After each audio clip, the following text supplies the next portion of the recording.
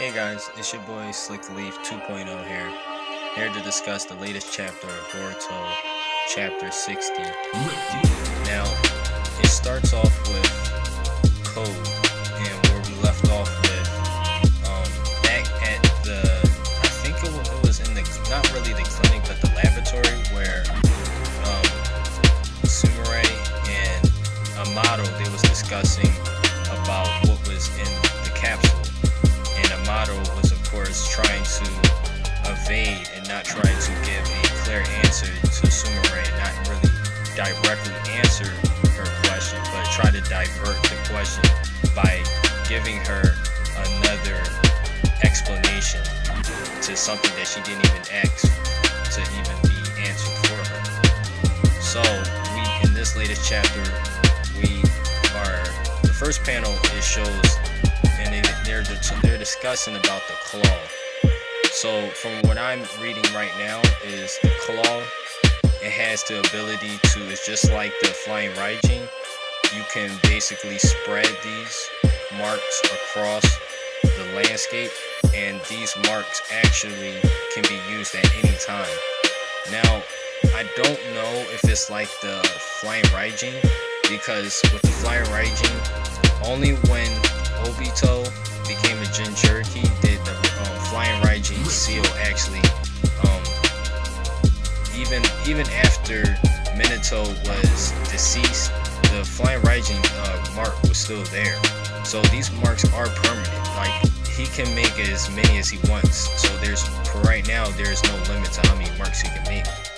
As long as he can, go to each area and mark them, then he has that capability of always returning to them instantaneously if he so desires, at his own disposal and at his own will, if he makes up his mind to go to those locations. So even Sai has discovered these across the land thanks to their intel from all the 5 nations. And Shikamaru, hearing this so far, is getting frustrated at the thought that Code is such a problem that he's becoming more troublesome than the whole car group as a whole. How can one individual be capable of so many issues? Like, why is it so hard to deal with one person when you have all the 5 nations' cooperation? So it's like a whole continent. It's like the whole nation is literally trying to track him down and getting nowhere. But they know what they're up against, but they don't truly have the capability to grasp fully on how they should move and what their capability limited, with Sasuke not being able to be the recon guy to travel to try to track Code down. It's very limited, especially without being able to even figure out where the Ten Tails location is, because that's the priority that everyone should be invested in. So the next slide is the other villages are also reporting multiple claws, which I've already read, so I'm just going to skim through this. I was just chatting. So I'm just going to go straight to, I'm basically seeing Kawaki just on the statue right now, and for right now it seems like he's just really looking out in the distance and really just viewing Shikamaru and seeing Sai and the other Shinobi director. I forget his name, but I know him from the original series though. He was definitely one of those tough guys that was in the beginning of the series that always interrogates. He was definitely a lead interrogator, and I think Sai took his place. Now, at the same time, Kawaki is watching Shikamaru. He's also noticed that he has the shinobi. He has he has 2 shinobis watching him. He has also, peeped that too. Like, Kawaki has a very sharp eye. He can really pick up on a lot of things.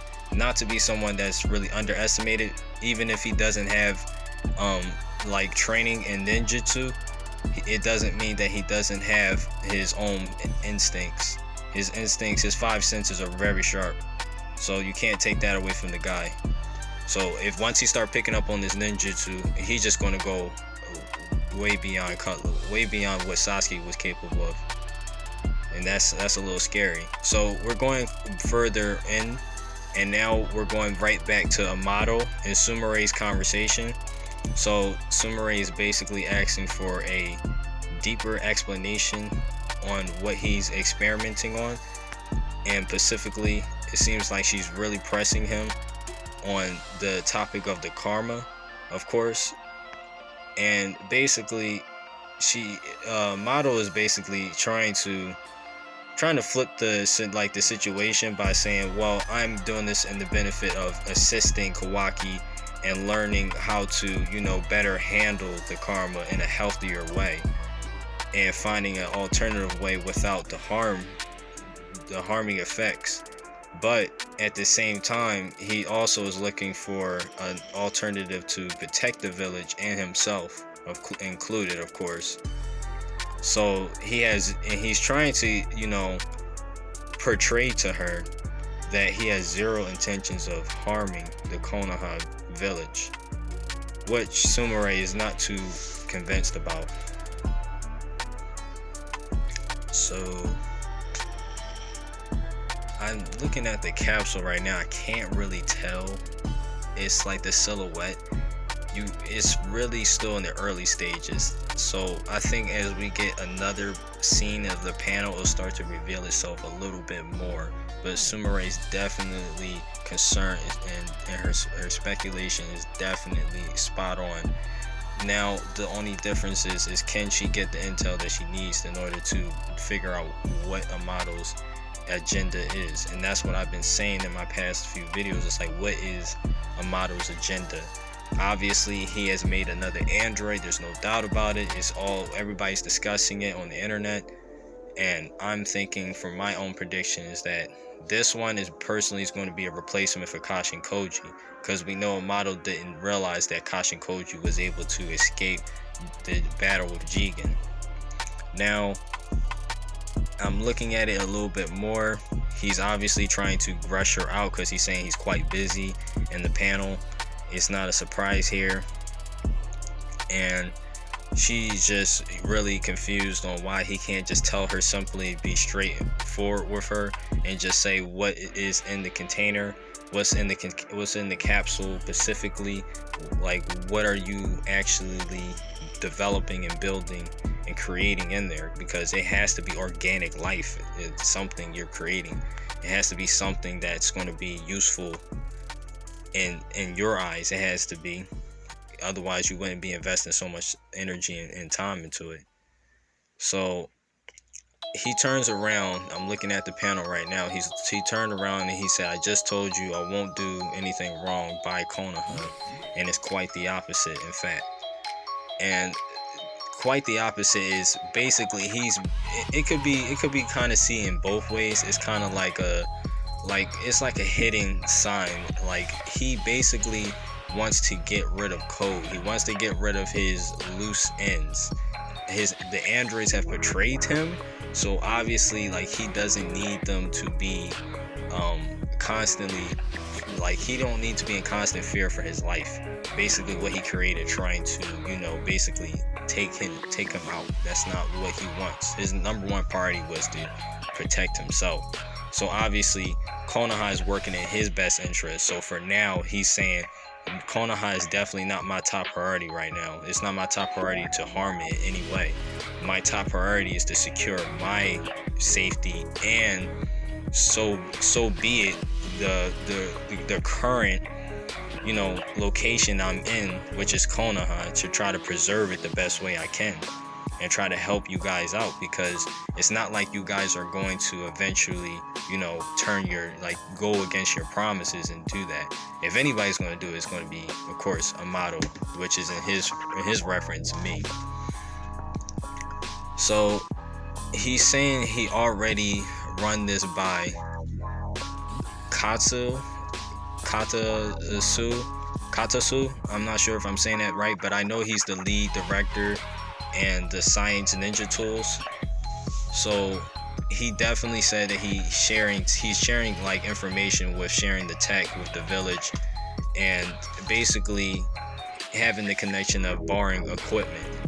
So obviously, if he wanted to develop that capsule, he doesn't have all the equipment that he needs. So he had to ask for these things to be. He had to be accommodated too. I know that it was discussed in this chapter too. So in the capsule, he's looking towards the capsule right now. He says this one should be a powerful ally to Konoha. And right off the bat, like I said just a moment ago when I was looking at these, without even really reading them, I could already tell that he's basically is going to use this as his trump card, because he doesn't believe that Sasuke and Naruto is going to have what it takes to safely 100% guarantee a peaceful, takedown of Code in his group. It's just not. It's just not possible to guarantee that. It's a lot of uncertainty in the air right now of what you can do, what they're capable of. So he has to be, double prepared. And this is where, the village itself has to step up. And this is where, this is going to be an all-out war, like, basically. And it's kind of confusing because you don't know if you're going to have the villages on your side. But let me just hurry up and scroll. So Sumire is basically saying that it's a powerful ally. She's very puzzled. She's even more curious now. Now this is the second panel. Like I said, it looks like it's trying to reveal itself, but it's still a silhouette. You can't make too much out of it. And we're going to Code. So he's basically talking to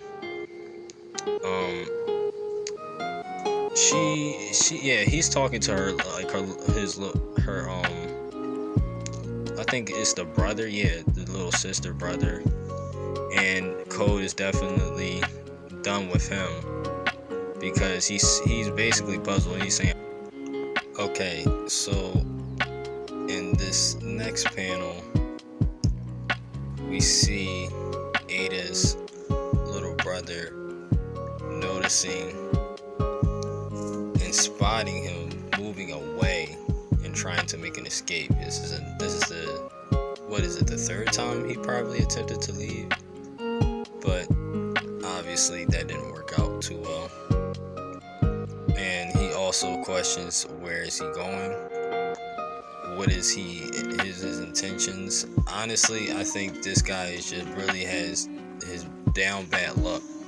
I mean, he's smart for not really trying to put up a fight or anything, and it's just by the grace of them having history with one another, because the other guards are just guards. Like, they hardly even know them. They haven't seen their faces. They haven't really got to really know their names personally. They couldn't even tell you who they were. So in an odd and strange way, they have a kind of a connection with him. So they're kind of like toying with him in a sense. It's like just to keep the whole place not going off as an alarm. But right after that, in the next panel, we see how Code is displaying his ability, trying to catch Ada's brother off guard.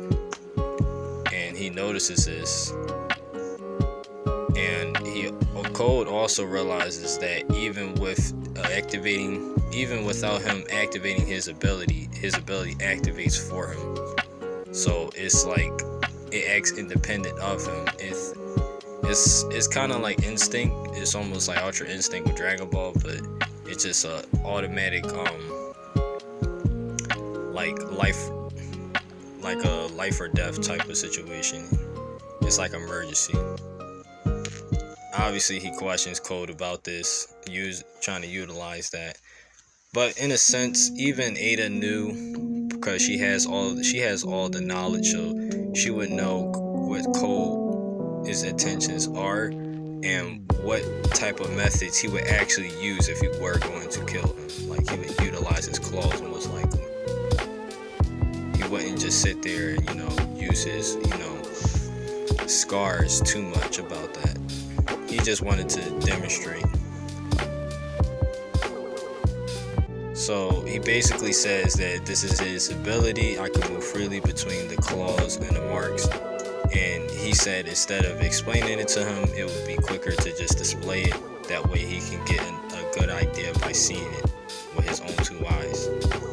Which which makes sense, and he takes it a step further by displaying this by literally grabbing the guy and pulling him out of his scar and pulling him out from the teleportation.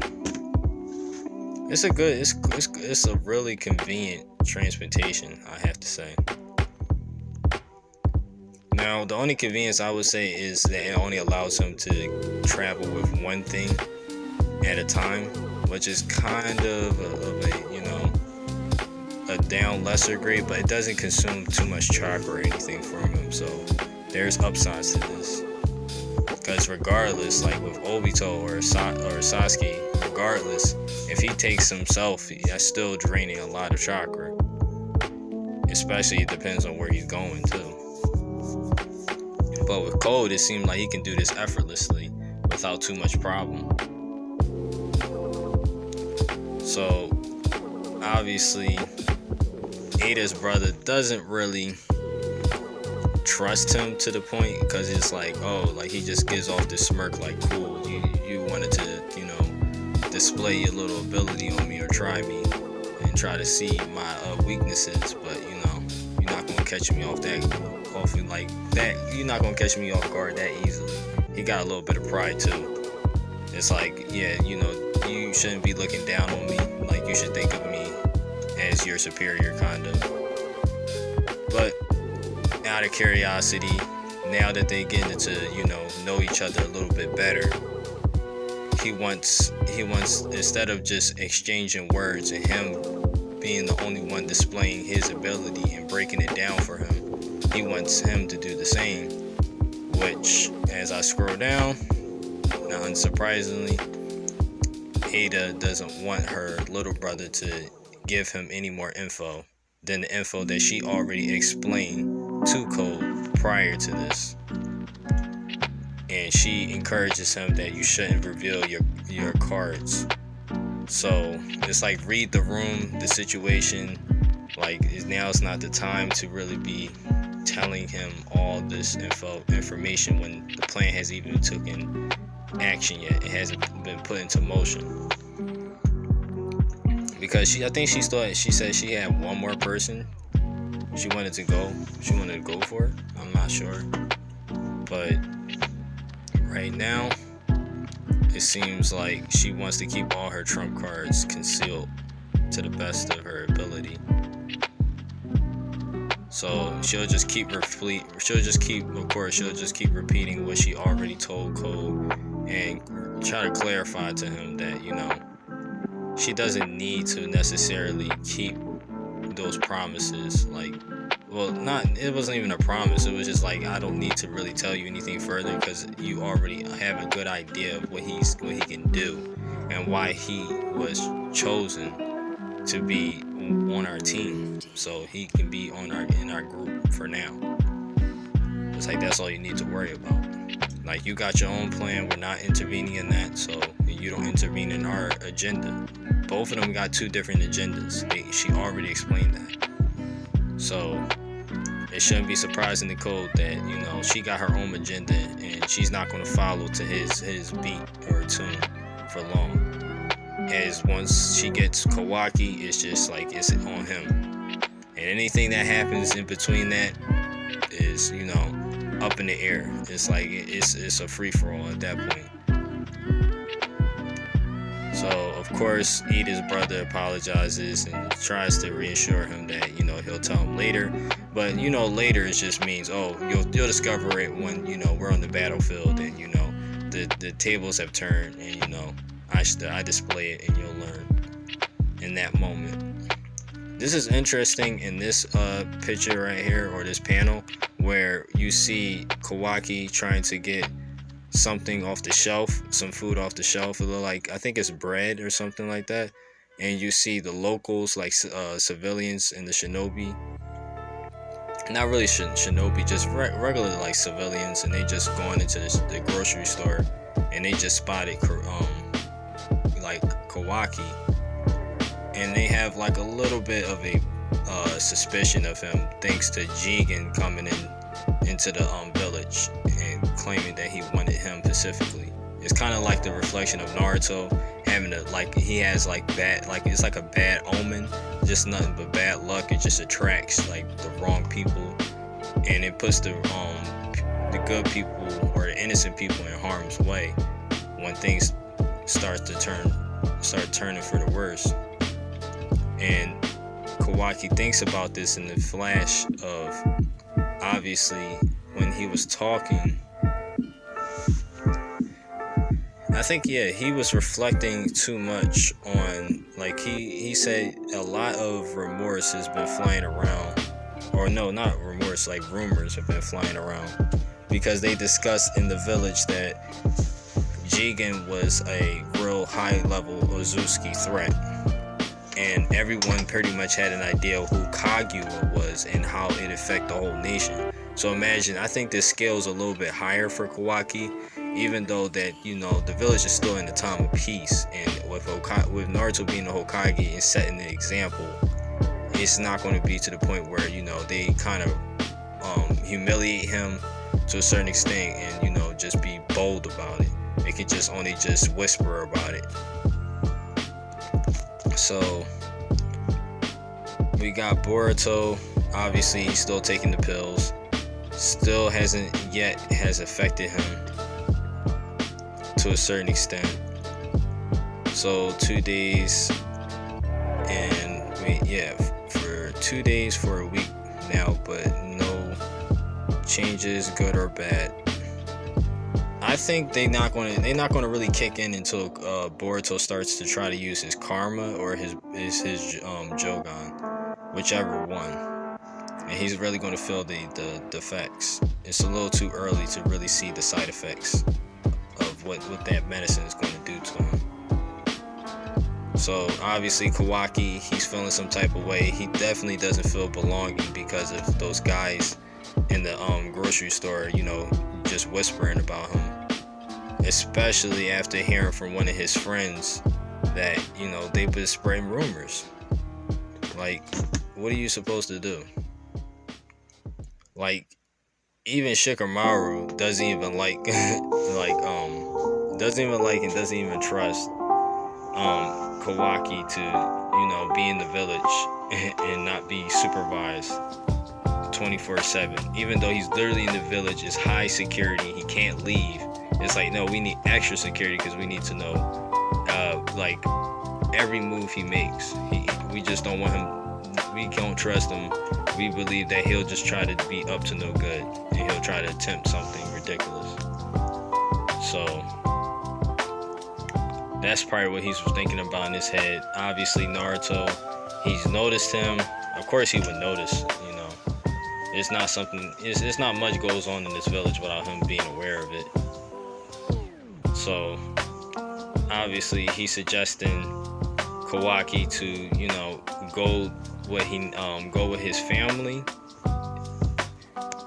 back at home with Boruto, Himawari, and Hinata. They probably eating dinner by now. He should be joining them. And he also picked up that, you know, Kawaki is feeling a little bit down right about now. And he realizes that right after the situation that transpired with Jigen losing his karma, he's definitely feeling some, you know, type of way without having that attachment to that karma anymore, and it's making him feel a little bit less valuable and less of himself and less useful to the team than he was before, because he was introduced to the team with a karma. So now he's lost it, and it's not just, you know, it was something like it was just a mark on his hand. It was actually his identity, it was his power. And that was the same thing, because now Naruto can reflect on and relate to him too, because he not only lost, you know, something about himself, he lost something way deeper. He lost like a real bond, a real friend, a part of himself that was like since he was born. That's why, you know, Kurama, you know, made that ultimate choice. Kurama in no situation or no tail beast you can think of would ever put themselves to the extent where they would sacrifice their own being to literally save a Jinchuriki. They don't care how well they was interested or amused by them. Like, they live eons. They literally see them come and go. But, you know, Kurama always had a soft heart for him. So I definitely, there's some symbolic connection right now. It's something very unique and special to where, you know, Naruto can relate to him. Because Naruto is definitely feeling it way better. I mean, like, way deeper, but he's doing better because of his maturity.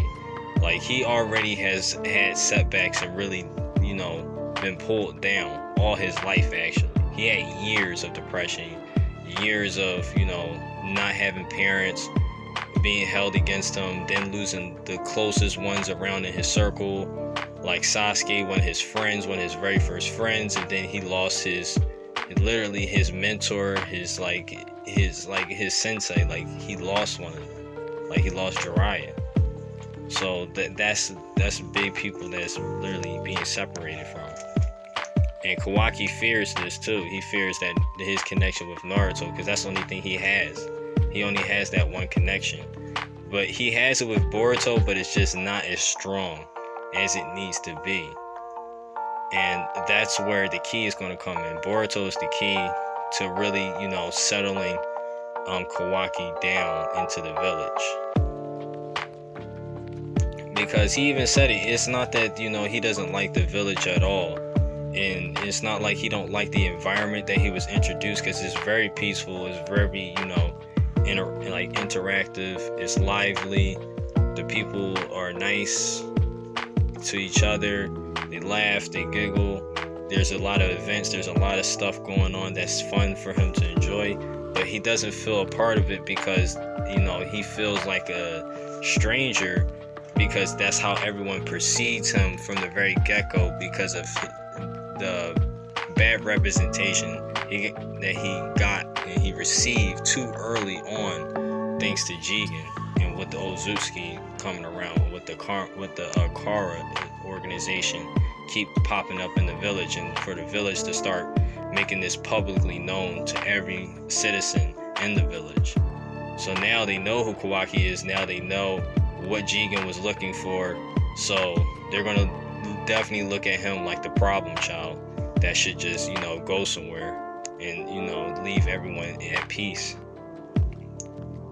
And Naruto sees this, and he just, you know, he just really feels bad right now for Kawaki right now, because it's like you're not seeing what you have here. Like, you have so much that you can really acquire if you just have the faith. You have to have faith in yourself, and you have to believe that you can accomplish whatever you put your mind to. And that's what Naruto is trying to instill into Kawaki, by trying to pick him up, trying not to let him sulk and be depressed and really feel hopeless, or you know, like, he doesn't want him to basically lose his self-esteem. So, and that's why he reassures him, and he's like, no, you always have a family, you can always get back up, you can always overcome this situation, and there's always going to be time for you to gain strength and gain the necessary power to protect the ones you love, if you give it the time and you're open to it. You just gotta see what's there. You gotta see the opportunities and the possibilities. He doesn't see the possibilities because that's something that he wasn't used to, like this family greeting, like welcoming him home, the interactions between siblings, and having a mother to really greet him politely, having two siblings, you know, just commenting like, oh, where you been? Well, great, you're home, you know, acknowledging him and really giving him a warm welcoming. That's not something he's adjusted to and comfortable with. He's pretty much more to the terms of used to people, you know, not caring about his whereabouts or his well-being, and just being like very distant with him. So with someone trying to show him the exact opposite, he doesn't know how to respond to it because he's already been immune to these type of feelings that he's supposed to have. They're like really suppressed. Right now it's like in a state of shock and stalemate because he doesn't know how to bring that self back out. So this is a nice little screenshot. Like, hurry up, sit down. You had us, kept us waiting, starving. It's nice to see that Uzumaki household as they're eating. They're all, you know, enjoying their food, exchanging a little bit of words and having a small talk and a conversation. And Kawaki, of course, talking about the base, why you're using it. You know, even though he finally completed it, it had a bunch of cracks and stuff. He just wanted to fix it so he can, you know, make up for what he did. That's what he wanted to do. Because he also agreed to the requirements that Boruto gave him, that in order to, you know, be forgiven, you gotta, you know, take the time out to, you know, fix what you did. And he did. But he didn't expect him to really literally still utilize the pit. Like, if you're going to still use it, I can see why you would still use it, but not to the extent where you're going to display it on the table where everybody, even your guests, are going to see. That's what Kawaki is getting at. And he's trying to, Boruto and them trying to teach him that, you know, the symbolicness of, you know, fixing